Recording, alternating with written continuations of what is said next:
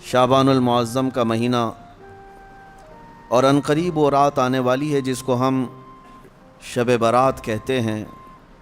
اتنی بات تو سارے لوگوں کو پتہ ہوگی کہ اب ہمارے زندگی کا ایک باب 14ویں شعبان کو بند ہو جائے گا اور 15ویں شعبان کو ہمارے نئے سال کے تمام معاملات کا دروازہ پھر سے کھولا جائے گا۔ اس رات کو اللہ تعالیٰ فرشتوں پر تمام معاملات کا حکم نازل فرماتا ہے کہ فلاں بندے کے ساتھ سال بھر میں کیا کیا ہونا ہے، یہاں تک کہ یہ تک حکم آ جاتا ہے کہ کتنے لوگ پیدا ہوں گے اور کتنے لوگ دنیا سے جانے والے ہیں۔ لیکن اس سے پہلے کہ ہمارے اعمال جو پیش ہوں گے اللہ کی بارگاہ میں سال بھر کے، اس سلسلے میں تو اب ہم غور کر سکتے ہیں۔ زندگی کے آخری وقت جو اعمال ہیں انہی کا اعتبار ہوگا۔ میرے آقا صلی اللہ تعالیٰ علیہ وسلم نے ارشاد فرمایا، اللہ تعالیٰ نے کسی کو جنتی لکھا ہے کسی کو جہنمی، لیکن ہوتا یہ ہے کہ ایک بندہ نیک کام کر رہا ہے زندگی بھر، اچھے اعمال کرتا رہتا ہے، لیکن اس کے متعلق لکھا گیا کہ یہ جہنم میں جانے والا ہے۔ ہوتا کیسے ہے؟ فرمایا گیا موت کے آنے سے چند دنوں پہلے یا چند لمحوں پہلے وہ ایسے گندے کاموں میں مصروف ہو جاتا ہے جو جہنم کی طرف لے جاتے ہیں، انہی کاموں میں اس کی موت ہوتی ہے اور خاتمے پر ہی سب کچھ دار و مدار ہے، پھر اسے دوزخ کی طرف لے جایا جاتا ہے۔ اور کسی کے متعلق اللہ تعالیٰ نے جنتی لکھا ہے جبکہ اس کے کام برے تھے۔ فرمایا گیا کہ وہ برے کاموں میں مصروف تو رہتا تھا لیکن موت سے پہلے اچانک وہ اللہ کی طرف آ گیا، یہ محافل میں بیٹھنے لگ گیا اور اسی اثنا میں اس کی موت ہوئی، تو آخر میں جو کچھ کرتا تھا اسی کا اعتبار کیا جائے گا اور اسے جنت بھیج دیا جائے گا۔ میرے عزیزوں، اب 15ویں شعبان سے پہلے اس سال جو کچھ بھی گزرا ہے اس پر اب ایک دروازہ بند ہوگا اور اللہ کی بارگاہ میں اس سال کی کتاب پیش ہوگی، یعنی شمسی سال کے اعتبار سے، انگریزی مہینوں کے اعتبار سے 2022 اور 23 انکم ٹیکس کا حساب ایسے ہی چلتا ہے، 20-21 21-22 22-23، اس طرح سے آپ کا 22 اور 23 کا حساب 4 دن کے بعد اللہ کریم کی بارگاہ میں جانے والا ہے۔ ہو سکے تو جیسے ہمارے بزرگوں کا معمول ہے، ہم 14 شعبان کو بھی 15 شعبان کو بھی روزہ رکھ لیتے ہیں۔ وجہ کیا ہے؟ بعض لوگ خامخواہ ہم سے بحث کر رہے ہیں، اس کی دلیل کہاں ہے، اس کی دلیل کہاں ہے، یہ کہاں سے ثابت ہے، وہ کہاں سے ثابت ہے۔ ان کو شب برات کے روزوں کے متعلق بڑی عجیب سی بات ہے۔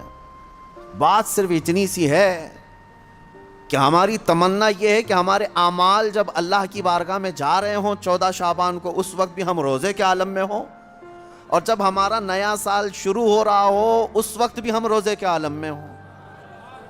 کیا یہ بہتر طریقہ نہیں ہے؟ اسی لیے بزرگوں کا معمول رہا کہ اس سال جو بھی چلا، جیسا بھی گیا، گزرا تو ہے، لیکن اخیر وقت کچھ ایسے اعمال کر لو کہ اللہ کی بارگاہ میں جب یہ پیش ہوں تو تمہارے لاسٹ امپریشن کو دیکھا جائے، تمہارے آخری اعمال کو دیکھا جائے کہ آخر میں یہ کیا کرتا تھا۔ اللہ نے قرآن میں فرمایا ہے، دوڑو اللہ کی طرف، ففروا الی اللہ، اللہ کی طرف دوڑے دوڑے آ جاؤ، سابقوا الی الخیرات، نیکیوں کی طرف دوڑ بھاگ کرو، جتنا ہو سکے بھاگو۔ صحابہ کرام رضوان اللہ تعالیٰ علیہم اجمعین میں اس بات کا تو کمپٹیشن ہوتا تھا، وہ نیکیوں میں سبقت لے جانے کے لیے ایک دوسرے کے آگے بڑھنے کی کتنی تمنائیں کرتے۔ سیدنا ابو بکر صدیق اور حضرت عمر فاروق رضی اللہ تعالیٰ عنہ کا معمول یہ تھا کہ حضرت عمر کہتے ہیں میں ڈھونڈ ڈھونڈ کر کے مدینے میں کچھ ایسی نیکی کرنا چاہتا تھا جو ابو بکر نہیں کرتے، کہیں پر بھی ان کے برابر ہو جاؤں یا ان سے آگے بڑھ جاؤں۔ بڑی مشکل سے حضرت عمر کو ایک گھر ملا، ایک بوڑھی عورت جس کا کوئی نہیں رہتا تھا۔ حضرت عمر نے طے کر لیا کہ اس کے بیوہ عورت ہے، اس کے گھر کا سارا کام میں کر دوں گا، کسی کو پتہ بھی نہ چلے۔ وہ فجر میں نماز کے بعد جا کر دیکھے تو اس عورت کا سارا گھر کا کام پہلے سے کیا ہوا ہے۔ دوسرے دن آ کر دیکھے وہی حال تھا۔ حضرت عمر کہتے ہیں تیسرے دن میں اذان فجر سے پہلے ہی چھپ کر دیکھنا شروع کیا کہ آخر اس کے گھر کا کام کرتا کون ہے۔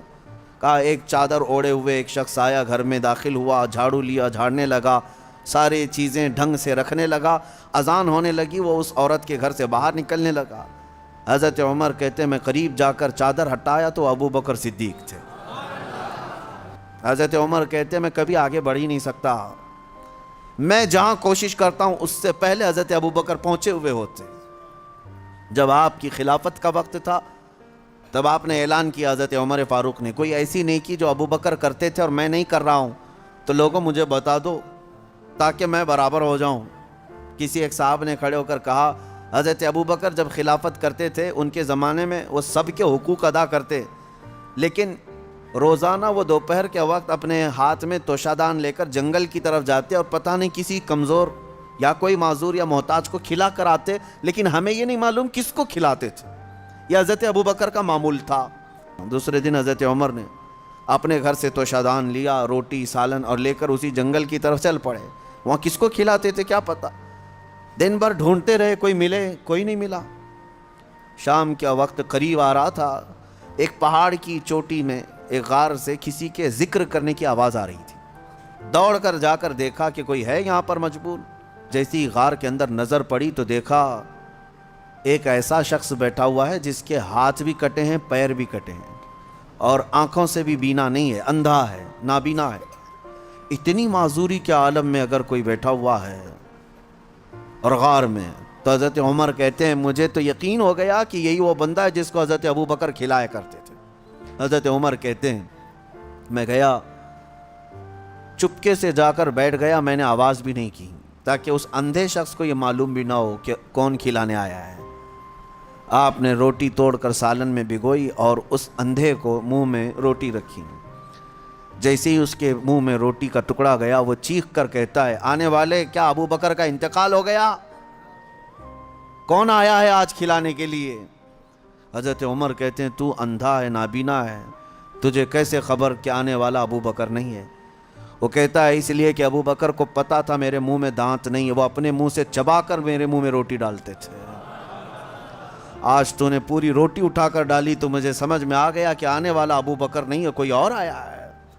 حضرت عمر کی آنکھوں سے آنسو آئے، باہر نکل کر کہتے ہیں قسم رب ذوالجلال کی ہے ابو بکر، آپ سے ایک قدم بھی میں آگے نہیں بڑھ سکتا۔ عزیزان گرامی وقار، مجھے یاد ہے بچپن میں جب چھوٹے تھے تو رمضان میں روزانہ اسکول کی جانے کے بعد یہی چیزیں ہوتی تھی، تیرے کتنے روزے ہوئے، تیرے کتنے روزے ہوئے، ہر ایک کے روزے ہی ایک دوسرے کو پوچھتے رہتے۔ لیکن آپ ہو سکتا ہے آپ کے ساتھ بھی ایسا ہوتا رہا ہوگا، سارے دوست جیسے 10 رمضان آ گئے، 15 رمضان آ گئے، ہر ایک کو پوچھتے رہتے ہیں کتنے ہوئے کتنے ہوئے، کسی کے 7 ہوئے، کسی کے 10 ہوئے، کسی کے 12 ہوئے، اور کوئی کہتا ہے پورے ہوئے ہیں، اب تک کے پورے ہوئے ہیں۔ ہم بھی اس وقت سنتے تھے، ایک دوسرے سے بات کرتے تھے، لیکن اس وقت ایک دوڑ رہتی اور گھر میں آ کر جھگڑا بھی کرتے، فلاں کے تو 10 ہو گئے، مجھے سحری میں ضرور اٹھانا، نہیں تو میں اس کے پیچھے پڑ جاؤں گا، میں اس کا پیچھے ہو جاؤں گا۔ تو یہ دوڑ کہاں سے آئی؟ یا آپسی ماحول سے ہی آئی۔ یہی انوائرمنٹ ہم چاہتے ہیں کہ نیکیوں میں سبقت لے جانے کا انوائرمنٹ ہو جائے، ماحول ایسا ہو، دوڑ لگے، صرف رمضان میں نہیں، تلاوت قرآن میں بھی۔ صحابہ کے درمیان یہی ماحول تھا۔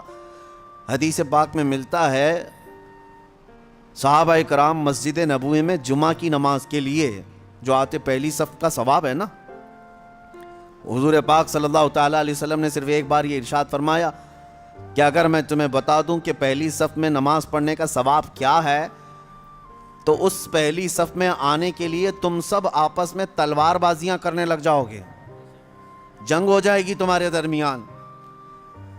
تو حضور پاک صلی اللہ علیہ وسلم نے اتنا فرمایا تھا، لیکن تلواریں تو نہیں نکلتی تھی صحابہ کی۔ لیکن جمعہ کی نماز کے لیے جو صحابہ مسجد نبوی میں آتے تھے، جانتے ہیں وہ کب آتے؟ فجر کی نماز میں آ جاتے تھے۔ جو فجر کی نماز میں حاضر ہوا اسے جمعہ کی نماز پہلی صف میں ملی۔ یہ دوڑ تھی۔ میں اکثر ان بزرگوں کی تاریخ پڑھتا بھی ہوں اور ان کی کتابیں مجھے بڑی پسند بھی ہیں، یا ان کی صحبت مجھے بہت اچھی لگتی ہے، جو کثرت سے میرے آقا صلی اللہ تعالیٰ علیہ وسلم کے کمالات کا ذکر کرتے ہیں۔ دل لگتا ہے ان بزرگوں کے پاس۔ اس کی وجہ یہی ہے کہ ان کو ہم جتنا پڑھتے ہیں ہمارے اندر سے اتنا ہی عشق رسول بڑھتا چلا جاتا ہے۔ ہو سکتا ہے پہلے ایسی تمنائیں نہیں تھی، لیکن بزرگوں کو پڑھنے کے بعد کچھ اور ہی تمنائیں ہونے لگتی ہیں۔ ظاہر سی بات ہے پیر مہر علی شاہ رحمۃ اللہ تعالیٰ علیہ اعلیٰ حضرت امام اہل سنت فاضل بریلوی یہ مدینے گئے تھے حضور پاک صلی اللہ تعالیٰ علیہ وسلم کی بارگاہ میں. ہزاروں نہیں لاکھوں کروڑوں لوگ آتے ہیں اپنی اپنی تمنائیں مانگتے ہیں. یا رسول اللہ میں فلاں ہو گیا آپ مجھے یہ عطا کر دیں وہ عطا کر دیں. لیکن ان بزرگوں کے سوال تو یہ تھے کہ یا رسول اللہ کچھ نہیں بس آپ اپنی قبر انور سے باہر آ کر دیدار کرا دیں. تجھ سے تجھی کو مانگ کر مانگ لی ساری کائنات. ان کا فلسفہ یہ تھا تجھ سے تجھی کو مانگ کر مانگ لی ساری کائنات. وہ اپنے ہو گئے تو رحمت پروردگار اپنی. اور یہ سوال کیا اور دونوں بزرگوں کو پہلی مرتبہ دوسری مرتبہ تیسری مرتبہ امید تو ان کی پوری نہیں تھی. یعنی وقتی طور پر ان کی مانگی ہوئی چیز تو سامنے نہ ملی. حکمتیں ہیں. دوسرے دن اعلیٰ حضرت فاضل بریلوی نے بھی اپنے ماتھے کی آنکھوں سے جلوہ رسول کو دیکھا. پیر مہر علی شاہ صاحب مدینے سے رخصتی ہو گئے یہ کہتے ہوئے کتے مہر علی کتے تیری سنا گستاخ آنکھیں کتھی جا اڑیاں. اے مہر علی کہاں تیرا منہ اور کہاں وہ مقام. تیری آنکھیں کیا اس لائق ہیں کہ تو دیکھنے کی تمنا کر بیٹھا. پھر یہی سوچ کر کے نکلے. وادی ہمراہ پہنچے تھے. مکہ جانے کا راستہ ہے بدر کے قریب. وادی ہمراہ عصر کی نماز سے فارغ ہوئے تھے. دیوار کے پاس میرے مصطفیٰ کا دیدار ہوا. پرانی دیوار کے پاس کھڑے نبی پاک صلی اللہ تعالیٰ علیہ وسلم اپنے کمالات اپنے جلووں کے ساتھ تشریف لائے. اب میں آپ کو یہ بات عرض کر رہا ہوں کیوں میں نے یہ ذکر کیا. ہم نے اعلیٰ حضرت کو بھی پڑھا پیر مہر علی شاہ صاحب کو بھی پڑھا. ہم ویسے بھی عمروں پر جاتے رہے حج پر جاتے رہے لیکن اب جب جاتے ہیں تو یہی تمنا ہوتی ہے کہ آقا جب انہیں دے سکتے ہیں تو ہمیں کیوں نہیں دے سکتے. امتی تو ہم بھی ان کے ہیں. نبی پاک صلی اللہ تعالیٰ علیہ وسلم کی بارگاہ میں یہ تمنا کرنا اور اس طرح کی التجا کرنا کس نے سکھایا. انہی بزرگوں کی تاریخ نے سکھایا. اسی لیے میں کہتا ہوں ایسوں کو دیکھو کہ تمہیں نیکیوں کی طرف بڑھنے کا شوق پیدا ہو جائے. کہ نبی پاک صلی اللہ تعالیٰ علیہ وسلم کون ہیں سب کو پتہ ہے. سید الانبیاء معصوم عن الخطا سید الرسل امام الاولین امام الآخرین مالک جنت مالک رقاب ہم سب کی جانوں کے مالک.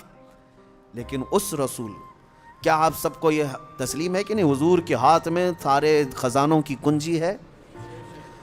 نبی پاک صلی اللہ تعالیٰ علیہ وسلم جنتی دروازوں کے مالک ہیں. اس کے باوجود رسول اللہ دعا یہ کرتے تھے کہ اے اللہ تو مجھے میرے نفس کو میرے حوالے ایک منٹ کے لیے بھی مت دینا ہمیشہ اپنی حفاظت میں رکھ. رسول جب یہ دعا کرتے ہیں کہ میرے نفس کو میرے حوالے پلک جھپکنے کے برابر جو وقت ہوتا ہے حضور فرماتے ہیں لا تکلنی الی نفسی طرفت عین یا اللہ. اے اللہ پلک جھپکنے کے برابر کا جو وقت ہوتا ہے اتنے وقت کے لیے بھی میرے نفس کو میرے حوالے مت کرنا. اے اللہ تو ہمیشہ اپنی حفاظت میں رکھ. اب اس سے آپ امپورٹنسی سمجھو اندازہ کرو کہ جو سید الاولین والآخرین یہ کہتے ہوں کہ ایک منٹ کے لیے بھی مجھے دنیا کے حوالے نہ کر تو پھر ہمارا اور آپ کا حال کیا ہونا چاہیے. اگر ہم چند دنوں کے لیے دنیا کے حوالے ہو گئے تو ہمارے اوپر کیا کیا ہتھ کنڈے نہیں آئیں گے. یہ تو غنیمت ہے میرے عزیزوں. ہم ہفتے میں ایک مرتبہ محفل ذکر کر رہے ہیں. ہونا تو یہ چاہیے کہ جتنی مسجدیں ہیں سب کے دروازے کھلیں اور جس طرح جمعہ میں لوگ کثرت سے حاضر ہوتے ہیں محفل ذکر میں بھی حاضر ہو کر اپنے دلوں کے زنگ کو دور کیا کریں. آپ کو بتاؤں رسول پاک صلی اللہ تعالیٰ علیہ وسلم کی حدیث ہے. میں اب گفتگو کلوز کرتا ہوں قریب ہے. الدنیا جیفت و طالبها الکلاب. دنیا مردار کی طرح ہے اور اس کا طلب کرنے والا کتے کی طرح ہے. کبھی آپ نے سوچا کتا کہنا گالی ہے؟ گالی ہے. سنو گے کسی سے کہ تم کو کوئی کتا کہہ دے؟ نہیں. یہ اور بات ہے کہ ہم نسبت جب کسی بلند جگہ سے کرتے ہیں تو کتا بھی افضل ہوتا ہے. اگر ہم دربار رسول کا کتا کہتے تو یہ گالی نہیں ہے فخر کی بات ہے. لیکن ویسے اگر آپ کو کتا کہہ دیا تو برا لگتا ہے. کیوں برا لگ رہا ہے؟ جبکہ آپ کو اگر پوچھیں تو آپ خود ہی کہیں گے کتا بڑا وفادار ہوتا ہے. اس کے اندر تو ایک کوالٹی ہے. کتا اپنے مالک کو چھوڑتا نہیں. کتا اپنے مالک کے دوستوں پر بھونکتا نہیں، کتے کو دو نہ دو دروازہ چھوڑتا نہیں. اتنی اچھی اچھی کوالٹیز اس کے اندر ہے، تو کتا تمہیں کہے تو برا کیوں لگ رہا ہے؟ لیکن بہت اچھی بات ایک دانشور نے کہا ہے، کتا کہنے سے آپ کو تکلیف کیوں ہوتی ہے میں بتاتا ہوں. کتے کے اندر اچھی کوالٹی سب ہیں، لیکن جب وہ کچھ کھانے لگتا ہے نا، گوشت ڈالو، مردہ کھا رہا ہو، کوئی بھی ہو، دوسرا کتا آئے تو اسے برداشت نہیں کرتا، بھونکنے لگ جاتا ہے دانت پھاڑ کر کے. بعضوں نے کہا ہے یہ انسان کا تو ہو گیا لیکن اپنی برادری کا نہیں ہو پایا،